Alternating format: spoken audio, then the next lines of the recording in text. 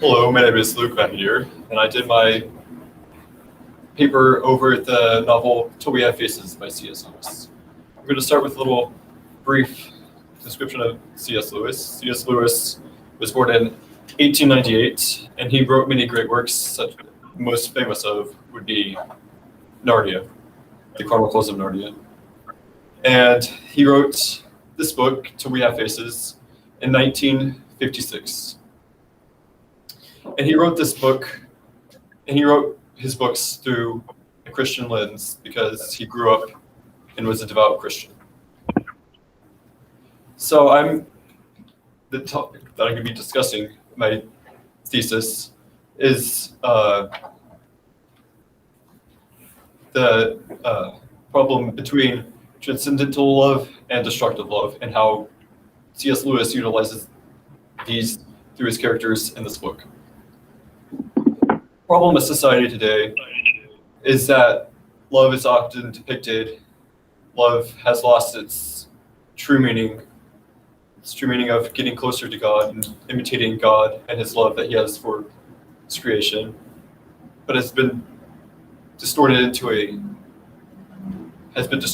a perverse notion of love that is now widely accepted by society today, shown the way that people talk to each other, the way that people dress, the way that people act to one another.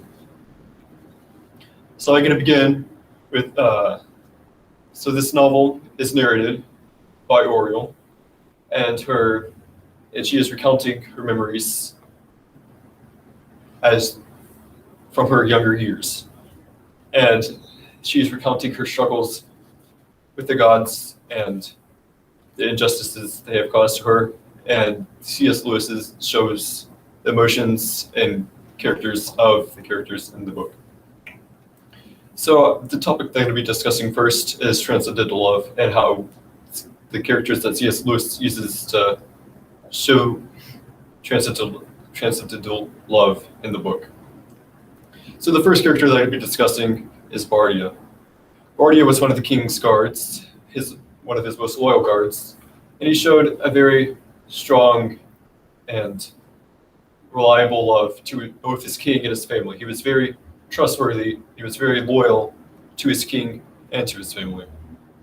And Oriole tries to convince him to be with her, but he denies this and stays loyal to his family and his children. The reason why she did this is because he was one of the few people that showed genuine and actual care to her, and she valued this very much, and he is a very genuine and caring character. Unfortunately, he dies later in the book because Oriole, as she grows older, becomes queen, and she holds him as one of her close advisors, and she works him to death because of her selfishness. The next character that I'm going to discuss is the fox. The fox was a Greek slave that the king imported from Greece, and he was a father figure to Oriole and her sisters. And he was very protective of these girls, and he taught them, guided them, and protected them.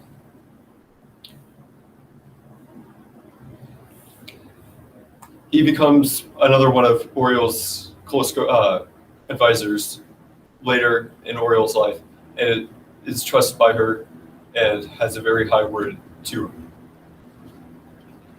Now the next character, the last character that I'm going to discuss for transcendental love is Psyche. Psyche reflects an inner beauty and an outer beauty. She is considered one of the most beautiful women. She is considered the most beautiful woman in the world, but she doesn't just reflect this on the outside. She is also nearly morally perfect, and she is,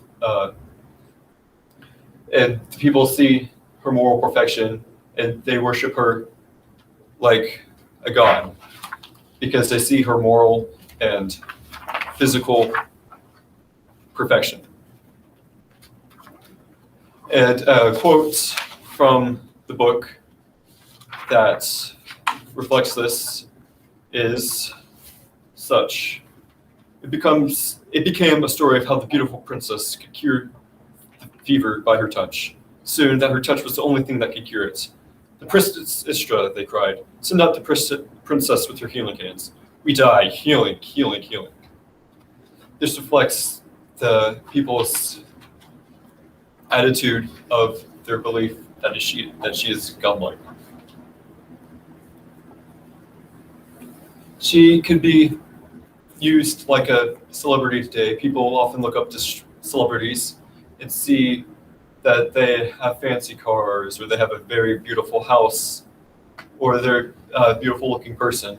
But what she has that they lack is the moral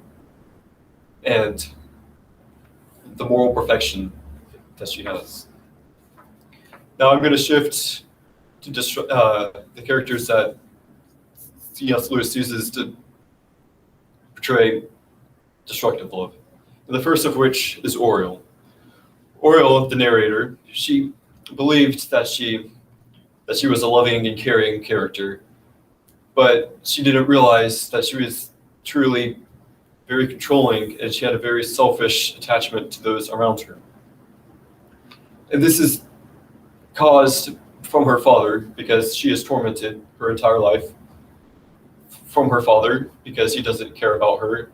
He wanted to have sons, not daughters, because he wanted an heir to the throne.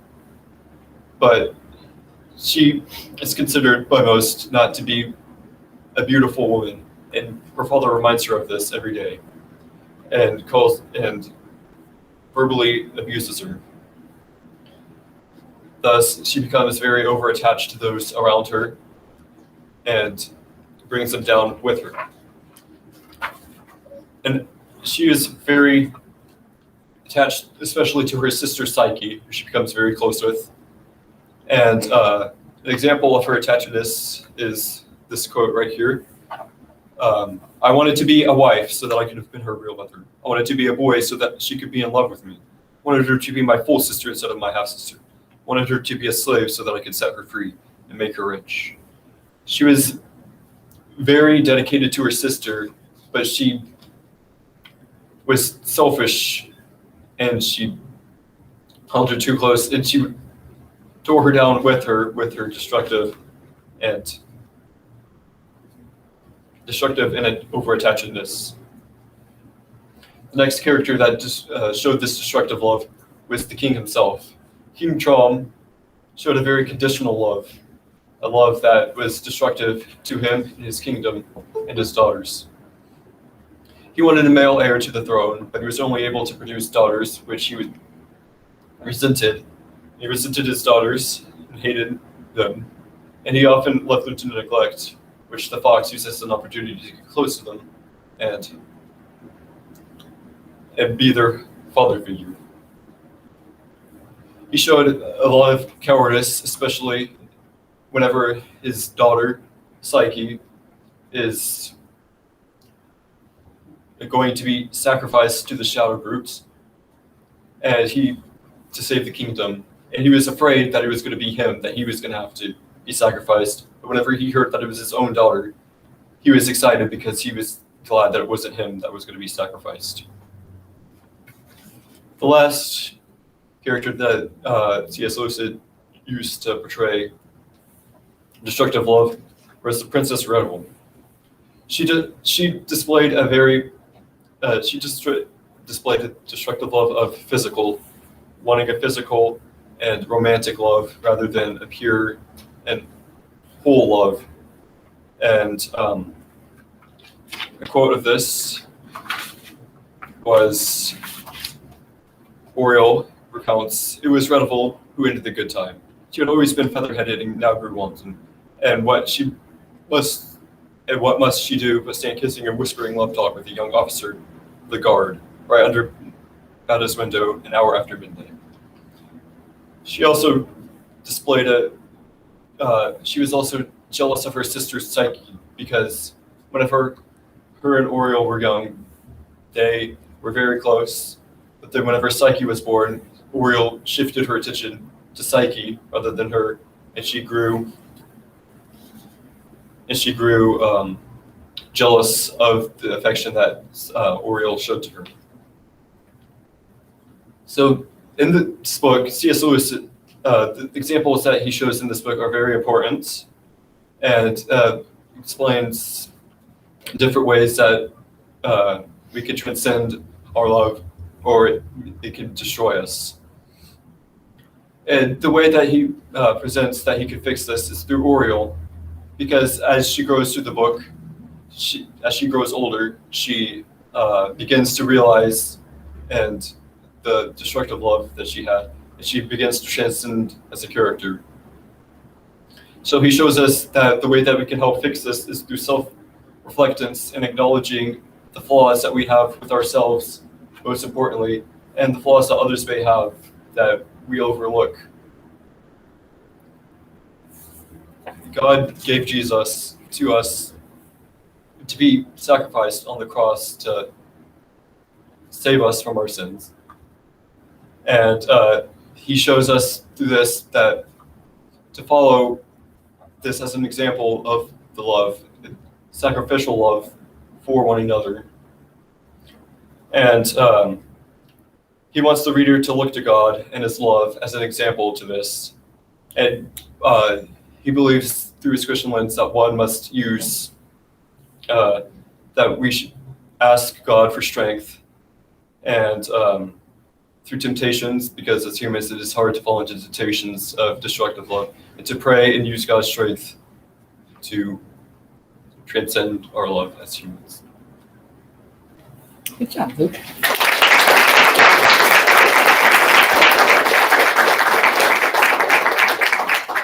Does anyone have any questions for Luke?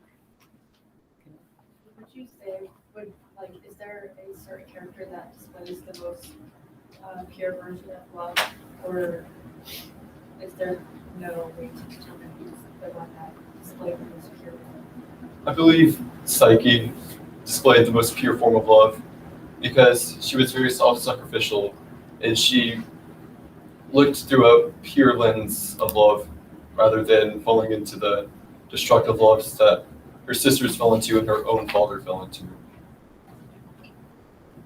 Good question. So I have kind of maybe a personal question, but is there one of the destructive loves that you found in one of the characters that you identified with more than others? Maybe not you personally, and if how did you identify with them? I feel it is easy to fall into the trap of the conditional love that the king fell into, because it is easy you may find a friend and you only love them, for example, they may be rich or they may have fancy cars, and you only love them for their riches or their fancy cars, and that's the only thing. Whenever that's taken away, you may not find it so attractive anymore. What was something that you took away from this book that you found important? Whenever I read this book, I found it the examples that C.S. Lewis show, because it was very clear differences between the two types, and it made it easier to determine, and it made it more clear of what is good and what is pure and what is not pure love. And I took that away from it. Sir? What is something you admire about C.S. Lewis as an author? I admire the way that he is able to incorporate his own personal beliefs into books, even in the most indirect ways. Through Two We Have Faces, he incorporates it through the interactions between the characters, and especially Psyche, the way that she loves. And another book, The Chronicles of Narnia, he uses the character Aslan as almost a godlike character. Sir? If you were to condense transcendental love and so I'll just start with transcendental love. If you were to reduce that to just one word, what would it be? Like an attribute of transcendental love? I would say godlike. Okay. What about destructive love? Condense it to one word or a couple of words. I would say